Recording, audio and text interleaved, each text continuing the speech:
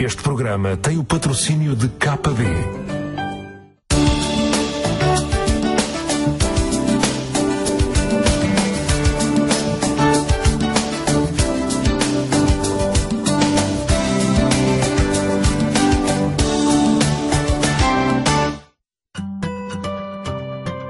No programa anterior falámos sobre as características gerais das bromélias, uma família extensa composta por cerca de 3.000 espécies. Hoje vamos ficar a conhecer algumas delas. Em termos de espécies mais comuns no nosso comércio, que surgem mais em Portugal, primeiro, as vriésias. É uma vriésia, que são plantas com flor em forma de ponta de lança, que depois produzem as inflorescências uma a uma, alternadamente. Esta está a começar, dá uma flor amarela daqui, depois esta morre e dá uma do outro lado, depois esta morre e dá uma do outro lado, e vai dando várias flores, uma de cada vez, que é uma estratégia, julgo eu, muito interessante, que a Mãe Natureza arranjou de prolongar a floração. Cá está, o que é de facto exuberante nestas plantas são as inflorescências, estamos aqui a ver a cor de vinho, neste caso, depois as flores são amarelas, neste caso. Depois temos uma planta muito aparentada em termos de folhas, de folhagem e de tratamento, mas que tem uma flor completamente diferente, que são as gusmânias, que são as rosas da selva, que também tem uma estrutura em hélice e em roseta, mas que as florzinhas aparecem cá no meio. Cá está, mais uma vez, a inflorescência vermelha é o que dá nas vistas, mas as florzinhas são brancas, pequenas, muito tímidas, digamos assim. Em relação às vriésias, há exceções, como é lógico, como em tudo, que são, neste caso, as vriésias simplex, estamos aqui a ver, que serão aquelas que têm aquela forma de lança, mas que, neste caso, essa lança está decomposta em cerca de 10, 12 flores, também abre uma cada vez. Em relação às vriésias e às gusmânias, têm umas folhas muito mais delicadas, muito mais verdes e muito mais suaves, portanto têm que ser mais protegidas do calor excessivo e têm que ser mais umedecidas. Ou seja, no pino do verão, digamos julho, agosto, terão que ser borrifadas, terão que levar uma dose extra de umidade, especialmente na altura da floração. São também plantas regadas pela urna e não devem levar prato para deixarem a água escoar-se. Outra espécie também bastante comum no nosso mercado e no nosso clima são as bilbérgias, que são plantas de flores pendentes, como estamos a ver aqui, uma bilbérgia chimperiana. Falamos agora de uma outra espécie também bastante comum no nosso mercado, que são as neorgélias. Neorgélias são consideradas as plantas ninho. Porquê? Porque na floresta mantendo o princípio base das bromélias de manterem a urna com água, mantém esta urna mais aberta, ou seja, há inúmeros insetos e batráquios que desovam dentro dessas plantas. São as plantas ninho. Há várias espécies. Tem também uma característica muito curiosa, é que lançam os seus rebentos para longe, ou seja, dão os rebentos, que está a planta inicial, e ela lança os rebentos para fora, de forma a captar o mais possível a água. É uma forma que esta planta tem de se espalhar. Mais adiante, iremos conhecer outras bromélias.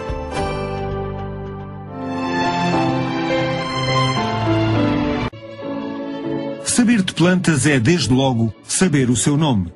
Mas para além do nome científico, existem curiosos nomes comuns.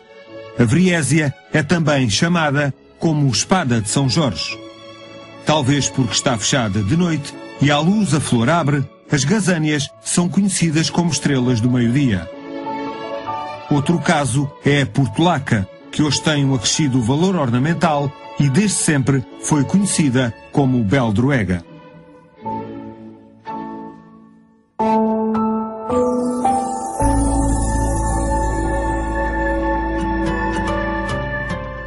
Voltamos a falar de bromélias. Uma outra espécie também muito popular e muito conhecida, julgo eu, são as equimeias. Neste caso a equimeia fasciata. Esta já não está em flor.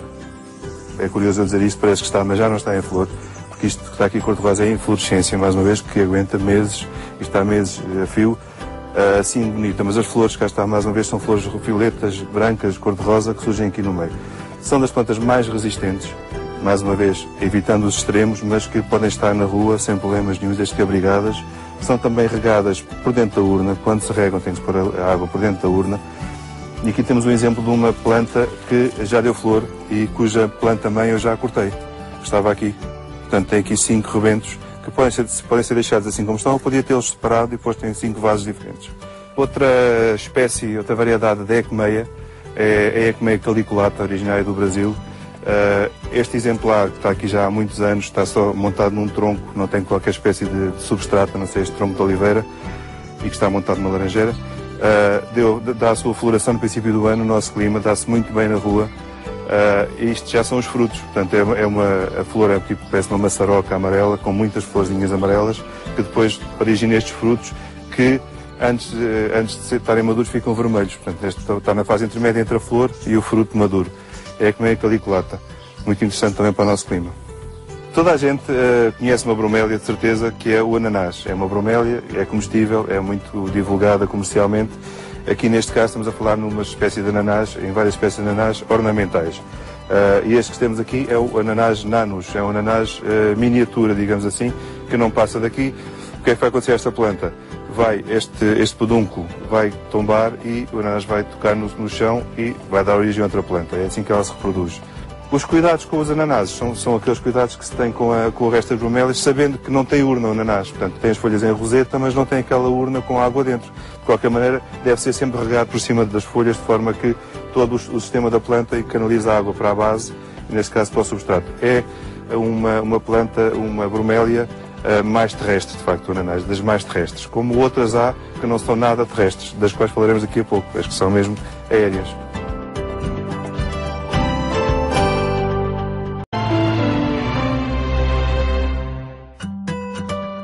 Finalmente, a última espécie mais conhecida e mais habitual de nós vermos no comércio de bromélias são as tilânsias.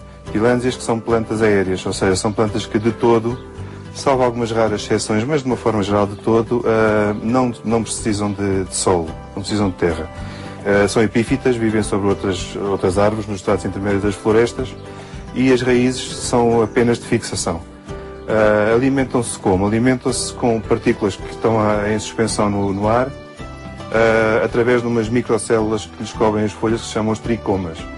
Essas células processam o alimento através da água, quando são regadas, e são plantas que naturalmente apreciam umidade, obviamente, e calor, uma vez que são de zonas tropicais e subtropicais.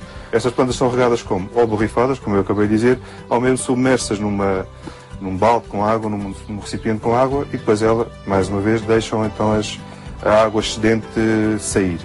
A primavera e o outono é a altura em que elas estão de facto melhor no nosso clima. De resto, são muito adaptáveis, e depois, quando menos esperamos, a dado momento, chegamos e vemos, olha, está a começar a dar flor. Há umas que avisam, outras não. Das que avisam, entre aspas, a mais interessante é talvez a Yunanta México. Ou seja, esse aviso é o quê? A planta é toda verde, e quando está para dar flor, fica vermelha na ponta. Agora falamos de algumas espécies de tilânsias, de plantas aéreas. Talvez a mais exuberante, a maior, é esta que é a tilânsia xerográfica. Aqui temos uma tilânsia pulchela, muito resistente também, que aguenta um pouco menos de sol. A cor das folhas indica-nos também, e neste caso indica-nos que é uma planta mais de sombra. Quando elas têm as folhas mais acinzentadas, são plantas que aguentam mais sol. Depois temos a tilânsia que muita gente conhece, que é completa e totalmente aérea, que é a tilânsia usneoides, a barba de velho, como alguém lhe chama.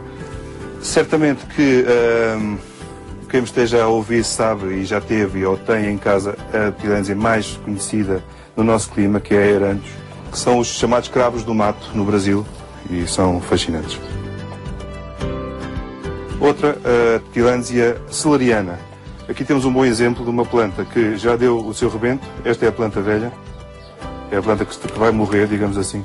Já está agarrada à cortiça, ela própria já se enraizou na cortiça e gerou já uma planta nova, que é esta que está aqui, que está a começar também a dar flor.